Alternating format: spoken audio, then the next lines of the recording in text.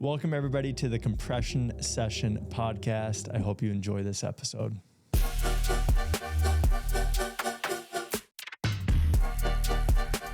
Welcome, Tyler Nystrom, professional boxer from Superior, Wisconsin, to the Compression Session podcast.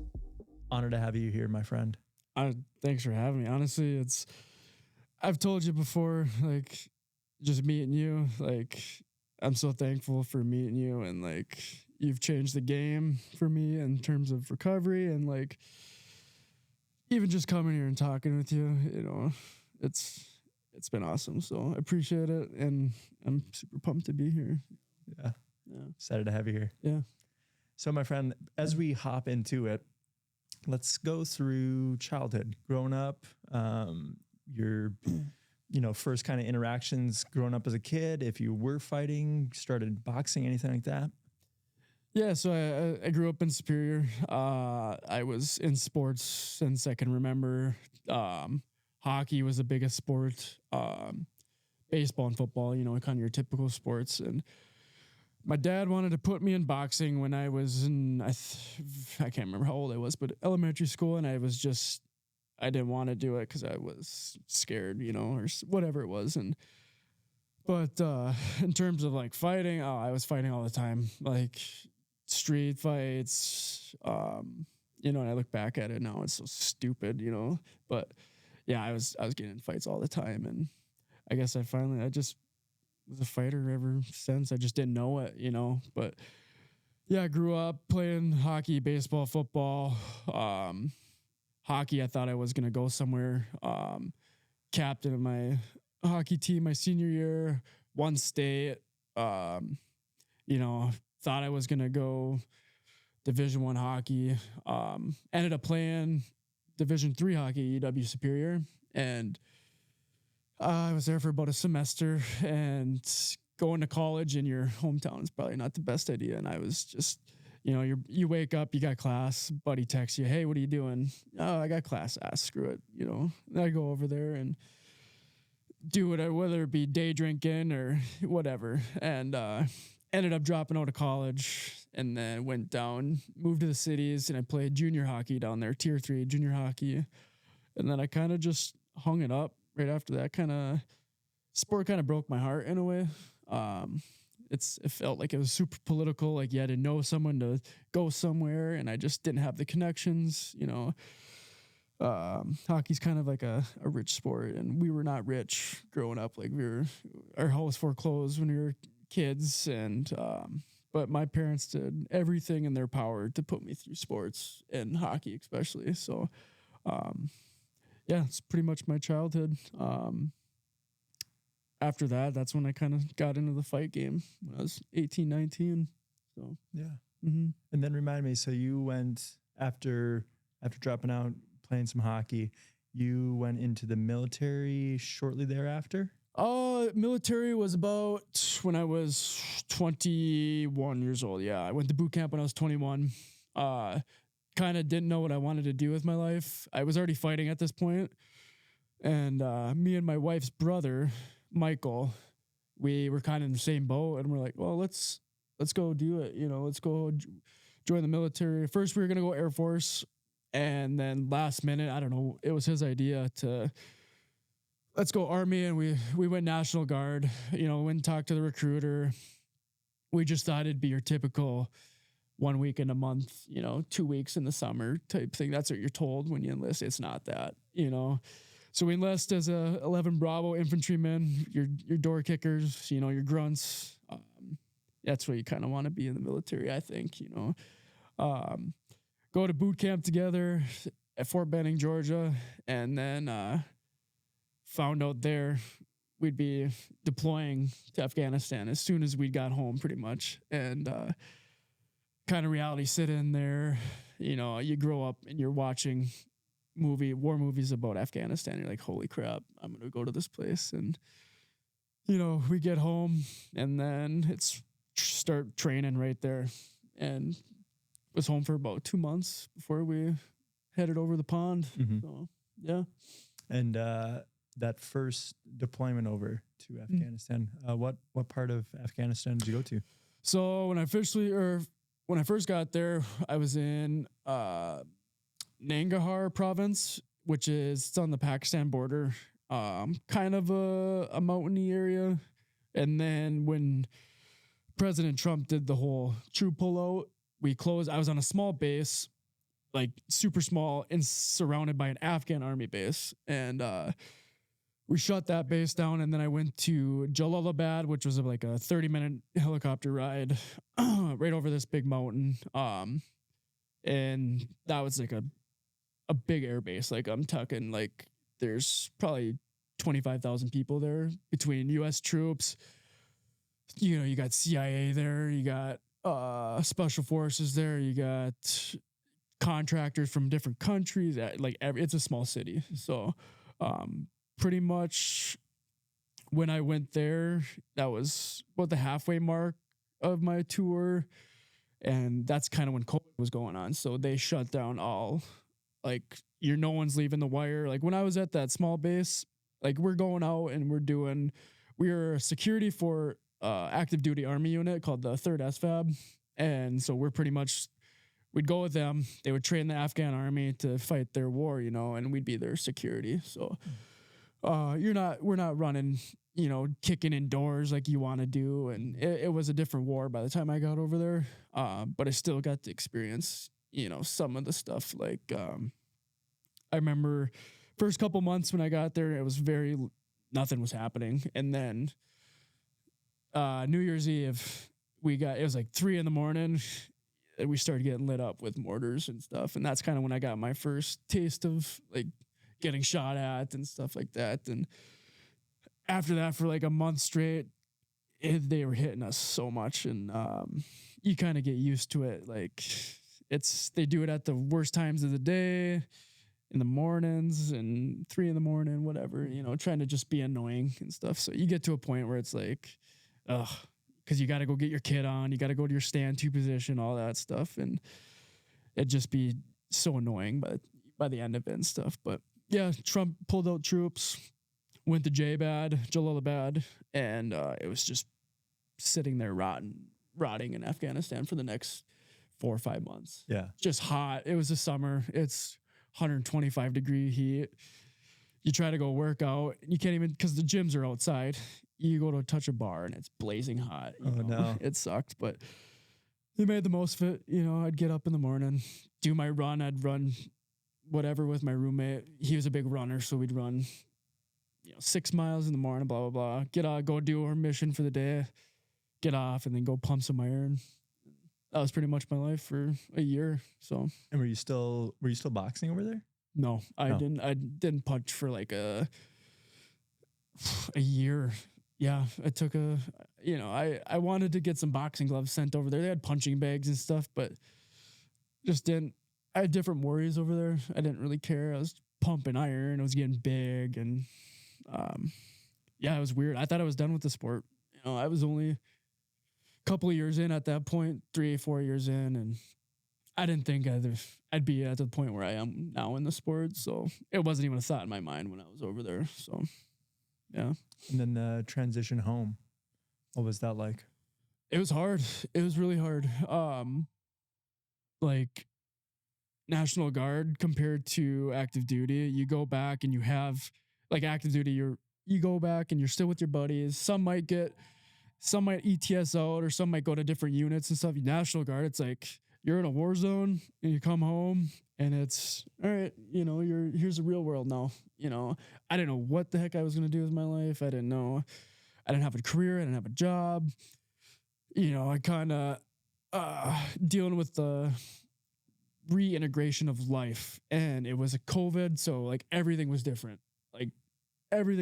It was just, I was more, what's the word? Culture shocked coming home than I was going to Afghanistan. And it took a while. It took a while to get over that and stuff, and like social anxieties, and like you could definitely notice like going to places and stuff like that. And but after about a year and a half, it kind of put a mellow to it. So yeah, but it was super hard. Like I gave it up to my wife because she stuck with me through it. we would go to counseling, like marriage counseling. And it's not like your typical marriage counseling. It was like for her to understand a soldier, like reintegrating back into the real world. So she's a trooper, and I owe a lot to her for that and stuff, and sticking with me through it all. And even, long story short, I proposed to her before I enlisted in the military, and we had our wedding venue paid for and everything at Spirit Mountain, and went to boot camp, and I found out I was deploying, and I get home and I go to my unit, and they tell me, hey, yeah, we're leaving. It was July, I think 17th. It was about a week before my wedding. And I told them, I said, hey, I have my wedding paid for and stuff. Like, and they're like, yeah, that's a problem. We're going to have to like postpone that. I'm like, I can't, I already paid for it and stuff. And whatever, we go down to Texas for our training. It's called, I forget what it's called, mobilization. And I go down to Texas for a week, and they let me go on a 3-day pass for my wedding. I flew home on Friday, got home at like 1:00, had to drive back up here from the cities, and I went straight to the wedding venue to help out, blah, blah, blah. Saturday, get married. Sunday, I woke up at like 6 a.m. and drive down the cities, and I was like, see you in a year. And I didn't know, a couple months after we were in Texas, we got a week of leave, so I did get to come home one more time before we headed overseas. But I didn't know that at the time, so it was like, we just got married, and it was the saddest freaking thing. I felt so bad for my wife, and it was like, all right, see you in a year. Our first year is being married. I'm gone. Yeah. But I did get to see her one more time, and yeah, I spent 10 months overseas because we got a little bit extended because of COVID. Freaking all the lockdown or the quarantine you had to do. I quarantine in Kuwait. I quarantine in Afghanistan first, then in Kuwait, and then we got to Texas, and then I quarantined another 2 weeks in Texas. So it felt like forever. But yeah, my wife stuck with me through it the whole year. Yeah. The first year of our marriage, I was gone. So yeah. And then I suppose your first daughter was shortly. Very soon after that. Yeah. Very soon after that. Yeah. I can't remember. It was a couple months, and we found out we were having her. So yeah, it was pretty fast. Yeah. Yeah. Yeah, we were talking before we hopped on the podcast. You have the 2 daughters, and you're hoping for a third. Yeah, I mean, our newest daughter just turned 2 months and stuff, and we'll probably take some time. But yeah, it'd be cool to have 3 little girls. I think all 3 girls doing their own thing, and it's like the way me and my wife look at it is like forever friends, no matter what. Like they could have no friends in school, and I hope that doesn't happen, but they still have their sisters, and I think that's the coolest thing, because I've got a little sister, and a brother and sister. Sometimes you can be super close, but like me and my sister weren't that close growing up, but I just think having 2 other sisters, you got friends forever, you know. So yeah, it's something we definitely have thought about, but we're just gonna relax for now and deal with the two little babies we got now, and they're both awesome. So yeah. And then coming back, so you returned from the war zone. You and your wife are spending more time together. Where was boxing in that? Yeah, so when I first started training, I was at Lorenzi's Boxing in Proctor, and then I deployed, and Joe Lorenzi, who is like my manager now, he lives out in Bemidji. He moved out there to be a police officer, and he opened up his own gym up there. And I kind of came home, and I had nowhere to train. And so I started being a coach at a place called Inner Strength Martial Arts in Superior, kind of just getting back into it. Didn't really have any thoughts of fighting. I wanted to fight. I'm like, I missed it, but I thought I was past that point. And then the coach I got now, Steve Koski, I've known him my entire life, but his garage, he transformed into a full boxing gym, like talking full ring, multiple bags, cardio equipment. We got weights, everything you need in there. So then I started training with him. And like I mentioned earlier, my dad wanted to put me in boxing when I was a kid. That's who I was going to be boxing with, was my coach now. Okay. And so things kind of just fell into place, and I've been with him ever since. And, you know, I miss Joe, and he was my first coach, but he's doing his thing. I still talk to him. You know, he's obviously my manager, but, yeah, I've been with Steve for 3 years now. And, I had a couple amateur fights with him. I think 4, and then I decided to turn pro, and it kind of was perfect timing because Jungle Boy, who is a boxing coach in downtown Duluth, he was putting on a professional boxing show at Grandma Sports Garden in Canal, and I was like, okay, what better way to make my pro debut than in my own backyard, you know? So I get there, and the guy that I was supposed to fight for my debut, he ended up missing weight by like 15 pounds. Like, oh, wow. Super, super like unprofessional. Ended up doing an exhibition against another pro, Jesse Wanamaker. And, you know, it's an exhibition, so you're not really supposed to, like, you know, fight. But I'm ready to fight. You know, I'm a fighter, and he's a fighter. So you know, we made a good show for the people. And, so it didn't count as like on my official record. It was just an exhibition, which sucked. And then ended up having my official pro debut down in Minneapolis, and that fight didn't go too well. I ended up getting stopped in the second round by a guy who I think, you know, I fight him now and I would beat the brakes off him, I think. But it was just not my night. Whatever, it is what it is. You learn from it. And if I'm going to lose in this sport, I'd rather be right away. And now I know I don't want to feel that feeling. I was in a dark place after that fight, and I know I don't ever want to feel that feeling again. So I know what I got to do, and now I'm just fully professional now, and it's a job now. Yeah. Whether people think it is like a hobby or whatever, it's a job, you know, and I take it very seriously. And yeah, I feel like I'm just getting started now. Yeah. Let's talk on the last fight. Mm-hmm. Yeah. Find a guy named Gavin Hendrickson from Minneapolis. Super good dude. In terms of like as a boxer, I think he had over 100 something amateur fights, and I had like I said, 30. So he had a lot of experience. People were telling me, don't take this fight. It's such a stupid fight early in your career. Cause like boxing, you kind of get your first like couple fights if you have a good manager and a good coach, and not saying that I don't, but you can kind of pick your fights and you can build your record and pad your record. And I just want to fight. And, you know, people are telling me not to fight this guy. And I said, I'm watching film, and my manager at first told me like, not a good fight, especially for what the money they're offering you. And like a couple weeks go by, and I'm like, hey, Joe, like, do you think we're making the right decision? I think I can beat this guy. And like, I sent him a video of him, and he goes, yeah, let's do it. And then so he negotiated, got more money from me, and then we ended up taking the fight. And yeah, I was at Treasure Island Casino down in Red Wing. Super cool venue. Went down there, and I thought I beat the guy. You know, it was his home crowd. You know, you have to fight that in boxing. Home crowd.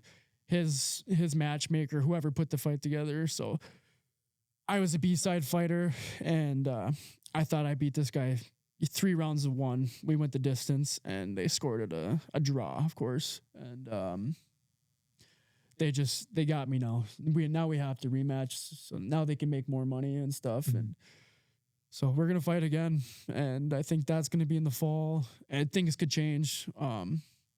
People have said, like, why don't you guys fight later on down the road and stuff? Because we're kind of both rising guys at 160 pounds in Minnesota. So maybe we can make more money together down the road when we got more fights under our belts and stuff, and our records are better and stuff like that. But yeah, I thought I beat the guy, and they scored a draw, and I was so confident after the final bell. Like, I jumped up on the ropes. I'm like, I just beat this guy, and everyone was doubting me. And I beat this guy, and then they started reading the scorecards, and I'm like, you're kidding me. Yeah. You know, and then they scored it a draw. It is what it is. It's better than a loss, but at the same time, when you feel like you won and you you beat the judges, and you just get a draw like that. Like, it sucks, you know. And then to top things off, I broke my hand. I broke my my metacarpal, my second metacarpal, I think. And usually it's your fifth in a boxer's hand, but I broke this one. And it's been 7 weeks now. It feels like way longer, but it's feeling good now, and I'm ready to get back into camp. So, yeah. Now with that, so I think you were saying earlier you have a checkup coming up to see the hand. Yep. Going into that checkup, you're not able to throw hands right now. You're not able to, or you are. It's just kind of a light. I'm trying to baby it as much as possible. I have been hitting like it's called a double end bag. It's not like a heavy bag where it's a lot of impact, but you know, I shadow box and I hit this double end bag, so it's not hurting my hand, I don't feel, and I wrap the crap out of my hand, like really, really good. And so yeah, I got an appointment coming up, and if I get cleared, I just signed a fight contract yesterday to fight in Sioux City, Iowa, or Sioux Falls, South Dakota, sorry. But I like put it in my contract that, hey, you know, I just broke my hand. It feels fine, you know, but I do have a checkup. And if I do not get cleared, then I'm not going to fight. And I can pull out of the fight without being penalized. Like, sometimes you pull out of a fight and they'll suspend you for a month or two, and then you'll have to pay a fine or something, whatever it is. It's all in the contract. And, but I made sure to put that in there. So he can put the fight together, you know, he can start promoting it, but if it falls through, it is what it is. But I'm ready to start. We're about 7.5 weeks out. Usually I start camp right about now, but I'm always in shape. You know, since my last fight, I haven't even really, even with a broken hand, I haven't stopped training, you know, shadow boxing, my sprinting, my road work. I'm pretty on top of that with my like strength and conditioning and stuff. And so it's just another day now, you know. I call it camp, but it's just another day. Yeah. Really, you got to stay ready, you know, in case some opportunities show up, you know. Oh, I'm out of shape. Like, you hear it all the time in boxing. Well, you should always be in shape, especially if you're a professional. You should always be in shape. Yeah. So, yeah, July 19th, South Dakota. So that's the next stop. And remind me, he's from what part of Mexico? Jalisco, Mexico. So, yeah, Mexican fighters are tough, but I'm tough too.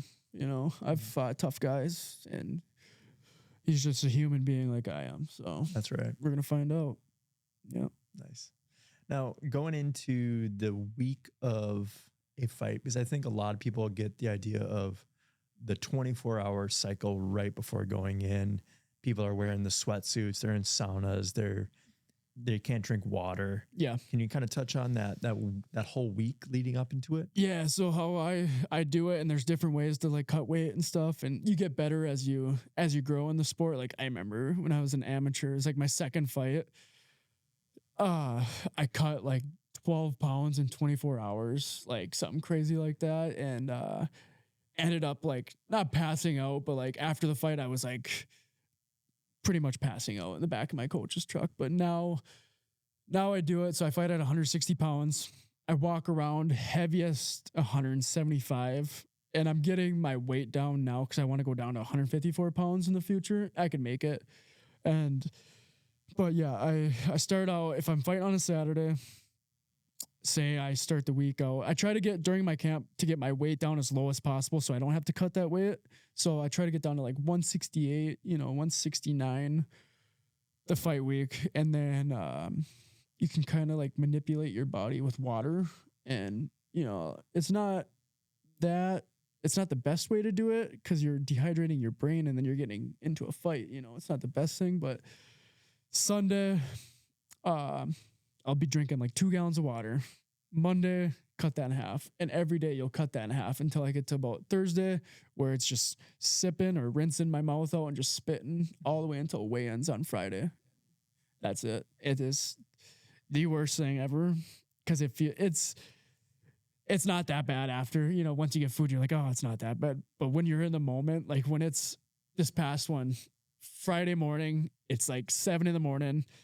Weigh-ins are at 5 that day, and you think this day is never going to end. Your mouth is so dry, and I'm crabby, and I'm really snappy, and my wife can tell, it's not fun to be around me, but it's just part of the sport, and everyone does it because everyone wants to be the bigger man in there. And some people, I cut max 15 pounds, 12 pounds, 15 pounds. Some guys cut 45 pounds, 35 pounds, and they're just look like death when they step on the scales. And I don't want to do that. It's not fun, So I try to do it the healthiest way possible, but it's still not healthy. I think that's one of the reasons why I lost my first fight. I've never cut the 160 pounds before, and I don't think I did it right. And I don't think I rehydrated to the best that I should have. And that probably why I got dropped, but it is what it is. And, but yeah, fight week it can be highs, lows, stressful. It can be, depends what's going on. Depends, your personal life.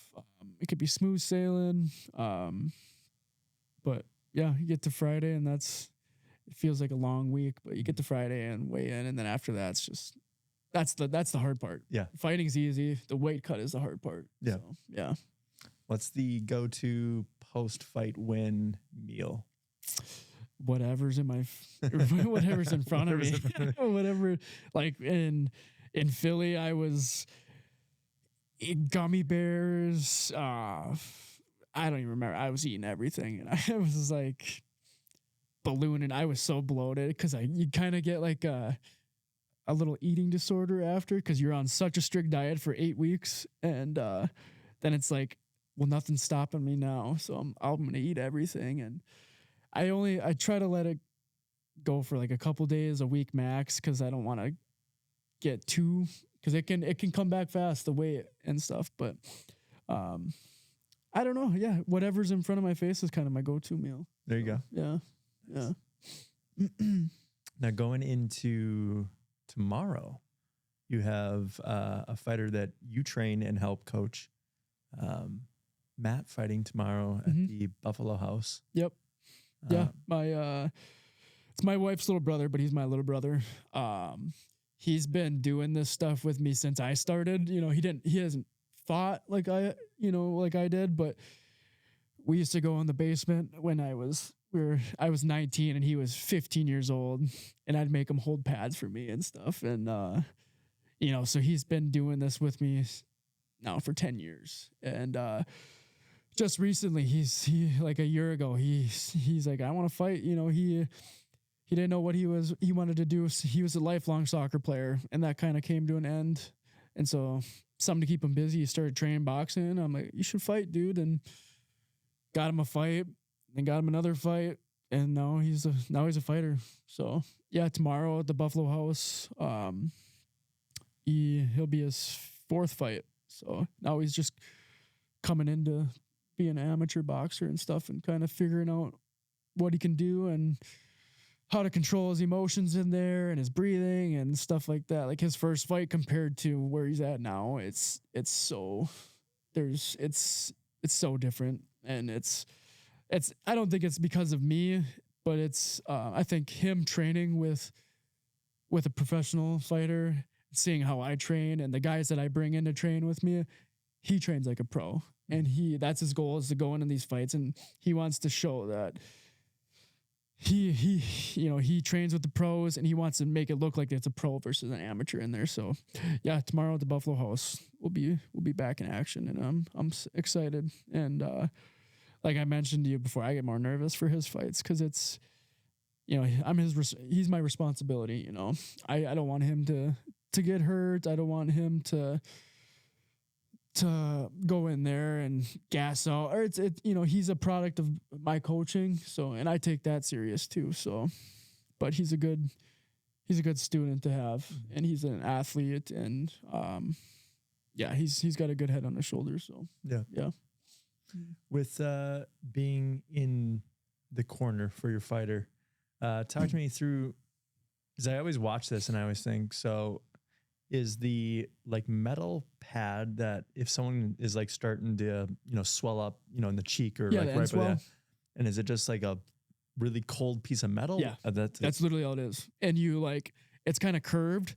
So you kind of just, if your face is swollen up, you kind of like work that swelling down, and it helps a lot. Really? Yeah. Mm-hmm. Yep. And it's pretty cold. You keep it on ice and stuff. But yeah, you just work that swelling around, and it doesn't always work because, you could have a busted nose or something. But yeah, it does its job. Yeah. Have you, I'm assuming as a corner coach, if your fighter nose is broken, do you set it right there in the ring? Typically, no. Not typically, okay. I there's a ringside physician at every fight, and as soon as the fight's over, you go see the doctor. They check your hands, they check your face, they check everything, and if you are hurt, get you to the hospital or whatever it is. So no, I'm not going to do that, but yeah. Yeah, I've definitely had my nose shattered a couple times in this sport, but I just leave it to the professionals, so.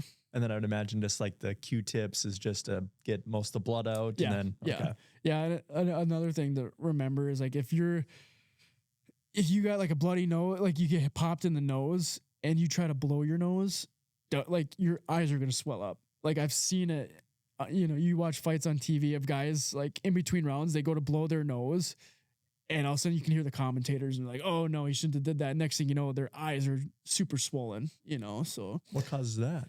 I don't know. I think it's just, I honestly don't know. I really don't know. And it happens very fast. Yeah. So. And I suppose at that point, once the eyes are swollen, then you've lost. Then you're screwed because the doctor will, amateur boxing, they're very good with like protecting the fighters. Like if you're noticeably hurt, they'll stop the fight. And if I have rarely seen like knockouts in amateur, I've seen it for sure. But like if you get punched pretty good, they'll stop it right there. It's protecting the fighters. Amateurs, it's all about, experience. You don't want to, like professional, you might have a 6-round war, and you might be getting beat up, but you're still in the fight kind of. The ref will let it go. Or he'll call it. It depends. It depends on the situation and what kind of ref. Like there's some good refs out there, and there's some refs that'll look for the fight or look after the fighters and their health and stuff. But you want to live to fight another day. That's what it is. Yeah. Todd, I also wanted to talk about some current events coming up and just get your thoughts on it, because I have my opinion on it. I want to hear obviously someone that's in the game and actually a fighter.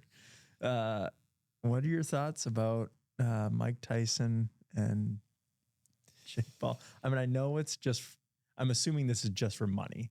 Oh yeah. I mean, it's just a money game at this point. Honestly, like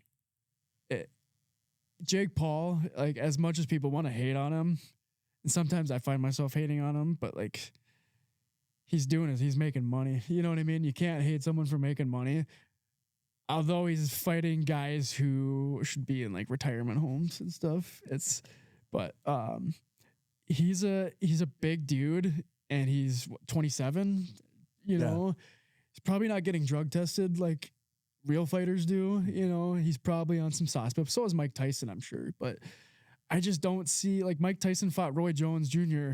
3 years ago, and like it looked like two old guys out there. It's a young man's game. Mike Tyson's the scariest man on planet Earth, but he's 59, gonna be 60, whatever. I don't know.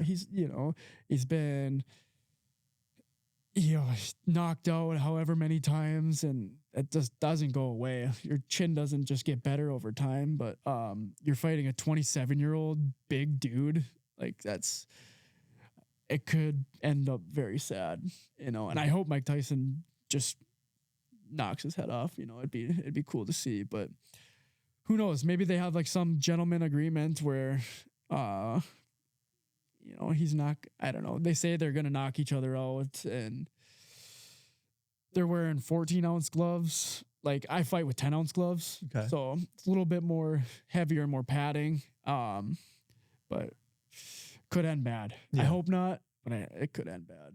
Yeah, I was always curious about that. So with the different weight of glove, so I think of the comparison between boxing and MMA, because MMA gloves are virtually nothing. Like 4-ounce gloves. 4-ounce gloves. And then you have the, what's been happening over the last couple of years, at least I think the last couple of years, is these bare knuckle fighting leagues where it's just your hands. Yeah. Right. Yeah. So obviously, like you're saying, with the bigger glove, it's a little bit more padding, a little bit more weight though behind the hand as well. So yeah, like I even feel like, cause I train with 16-ounce gloves, I spar with 16-ounce gloves. You want to train with heavier gloves. Kind of feel like I hit harder with them, and I wear 10-ounce gloves in a fight and there's just nothing. You can feel your hand through the pad, and it's so different. And yeah, those like MMA gloves, like I fought in MMA a couple times, and it's weird, it's there's nothing there. Yeah. But yeah, like 16-ounce gloves compared to 10-ounce gloves, it's such a significant. It feels like, I don't know if you ever punched in your dreams when you want to punch something and it's like in super slow motion, or like it's not hard. When I wear the 10-ounce gloves, it feels like, obviously you're faster and stuff, they weigh less, but it feels like I'm not hitting as hard. I don't know why. It's just 16-ounce gloves, I feel like I got more pop for some reason, but it's obviously not true because, but big difference in gloves. Yeah. Who is some of your favorite fighters right now to watch or coming up in the game? Oh, you got to go with Canelo. He's probably one of my favorite. Tyson Fury, he just fought last weekend. He lost to Alexander Usyk for the unified heavyweight championship of the world. I like Terrence Crawford, Gervonta Davis, those are the kind of big stars in the boxing today, but I like everyone.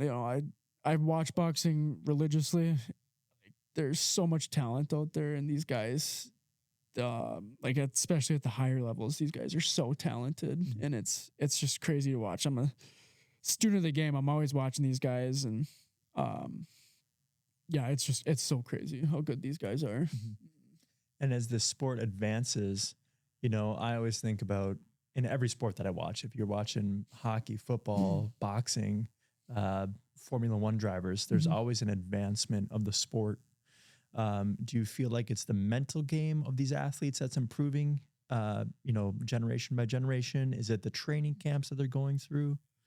I think it'd probably be a little bit of both, because like training now, it's like everything is getting so like specific, with your with your strength and conditioning, and these guys bring in, they're hiring these world-class trainers to come in, and they're doing, just sprinting, like different, like the olden days, you think of like Rocky and you're chopping wood or whatever, or you're going on like long distance runs and stuff. I think it's the sport, like the fitness behind it is evolving, and it's making people better athletes. And then of course, like the mental part of it too, like you make it to the top and you're making millions of dollars, you got a chip on your shoulder, like you're unstoppable, and like you got to face all this pressure. Like there's so much pressure for a guy to go fight in a world championship fight in front of the entire world. It takes a strong mind to do that. So I think everything's just evolving, and I think more so in like mixed martial arts, you see it like the UFC, especially like back in the day, it was like everyone was good at like one specific martial art. Now these kids are growing up and they're watching like these athletes or the guys in the UFC now, and they're MMA guys. They're not just a Brazilian jiu-jitsu guy or a kickboxer. They're a MMA guy. So I think that is the best like kind of idea of like how the sport is evolving. I think MMA more so than boxing. Boxing's always, it's been around for so long, and I feel like it can only get to a certain point, but it's the people and like your training and your dieting and everything that's changing, and it's making you better as a fighter and everything else. So yeah. Now you watch, obviously boxing? Do you watch most of the UFC stuff as Yeah, well? I love watching the UFC. Sometimes I think it's more entertaining than boxing because the best are always fighting the best in martial arts. It seems like we're in boxing, like the best guy, and there's so many like organizations in boxing. You got the WBO, the WBA, the IBF, and you got champions for each of these different, organizations. Where in the UFC, you fight under one belt, and the best are fighting the best. We're in boxing, like Floyd Mayweather and Manny Pacquiao. Those guys should have fought long before when they actually fought, and they're, no one wanted to see people. Everyone watched, obviously, but like if they were to fight when they were younger, you don't get that in boxing. Yeah, you're kind of starting to get it now because like the demand is there, and I think fighters will never turn down a fight. They want to fight the best too. It's the people behind, like the managers, the promoters. It's the guys who are making the money and making, that's who controls. Because you're signed to the promotion, you're signed to a manager. They're the one who does all the business.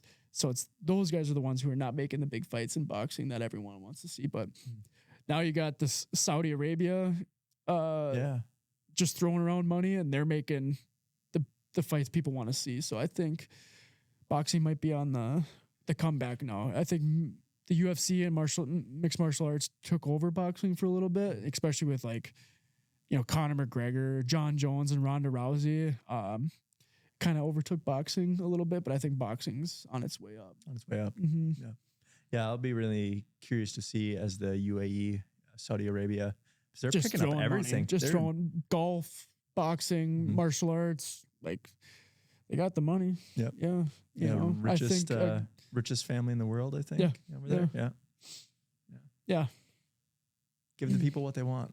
Yeah. That's what you want to see. That's what, you're charging $74.99 for a pay-per-view.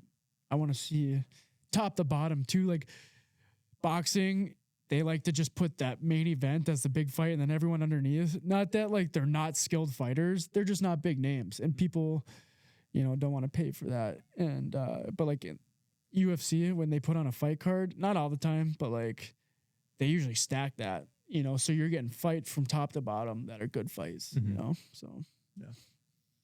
So I know you also do coaching as well. Do you just run it as your own name as your coaching business, or? Yeah, like my dream is to open up a gym in Superior because we don't got one. I don't even know if there's ever been a boxing gym in Superior, and I think I'm the guy to do it because I'm the first pro in years. I can't. There hasn't been a professional boxer at Superior in years, so. I think once I can get a couple more fights and maybe get, gain some get my name out there, maybe open a gym. Maybe that's my next chapter. It is my next chapter. Like I want to open a gym because I think it'd be the coolest thing to, watch a kid, he might come from nothing. He might come from, whatever, but you see him start young as a young kid and then just evolve over the years. I think that is the coolest thing. And that's my end goal. And I don't want to make money off of it. I just want to because it's very hard to make money at owning a boxing gym because it attracts a lot of, kids who come from nothing. So it's not a rich sport by any means. So I just, I think it's all about timing and everything, will happen for a reason. So a couple years from now, I'm definitely going to open a gym. And, but right now, it's just, we wear our shirts, Nystrom Boxing. I hate to put my name on it because we're a team, and like the guys that I train with, we're all a team. And, I don't know.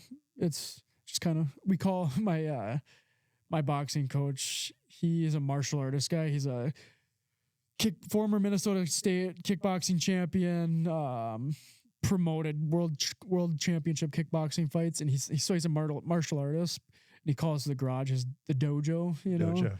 But so yeah, people ask me all the time, where do you train out of? I train out of my coach's garage. You think of like people, you need that big fancy gym.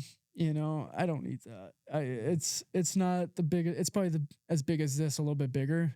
I got everything I need in there, and I get real work in there. And I bring, my main sparring partner is Rondell Hubbard, who's got 50 professional fights. We fought in Philly together. I bring him in. I got a kid named Isaiah Smith. He's making his pro debut down in Minneapolis in a couple weeks. Shout out to Isaiah. He's a stud. He's got over 100 something amateur fights. Wow. So fast, so quick. You got another kid, Andrew Griggs, trains out of Jungle Boy. He's making his pro debut on that same card. So, yeah, you got some guys in this area who are some good fighters and stuff. So you got to surround yourself with the good fighters, because that's how you're going to get better. You got to get beat up sometimes. Mm-hmm. Take your licks in the gym so you don't take it under the lights, Yeah. Mm-hmm. What's one thing you would tell someone wanting to get into boxing?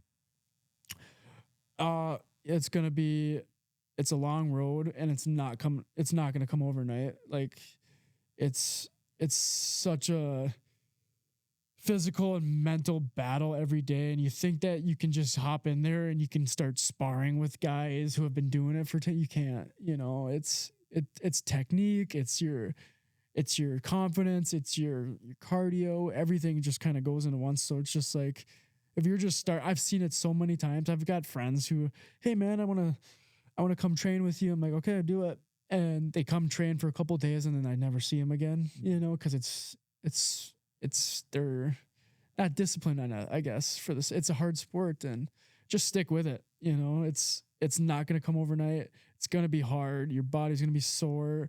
You're going to get beat up. Your coach is going to yell at you to keep your hands up. He might hit you when he's holding pads for you, but just don't give up. Keep doing it. It's like anything. You just got to keep doing it to get better at it. So, yeah. Awesome. Well, Tyler, it has been a pleasure chatting with you and going through everything. And just to kind of reiterate, you got the fight coming up July 19th, South Dakota, Sioux Falls, South Dakota. Perfect. Yep.